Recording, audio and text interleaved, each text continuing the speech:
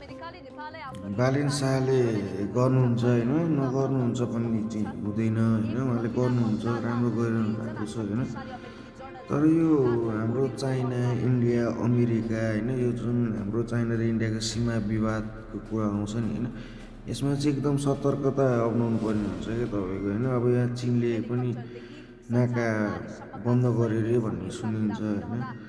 अब तपाईँको हाम्रो चाहिँ अमेरिकाको मात्र कुरा सुनेर अगाडि बढेर पनि हुँदैन होइन, इन्डियाको कुरा सुनेर अगाडि बढेर पनि हुँदैन, चाइनाको कुरा सुनेर एक्लौटी अगाडि बढेर पनि हुँदैन होइन। दुइटै देशलाई, तिनटै देशलाई मिलाएर लान सक्नुपर्छ होइन।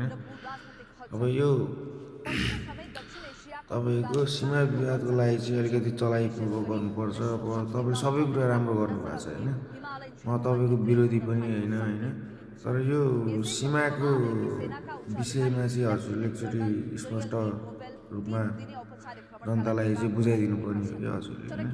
यो सीमा विवादका कारणले चाहिँ भोलि देश द्वन्द्वमा जान्छ कि होइन, एकलौटी एकजनाको मात्र कुरा सुनेर, एउटा राष्ट्रको मात्र कुरा सुनेर चाहिँ अगाडि बढ्दा हुन्छ भन्ने जनतामा धेरै डर त्रास छ। यति मात्र डर त्रास भनेको, नत्र अरू काम भनेको तपाईँले सबै राम्रो गर्नुभएको छ।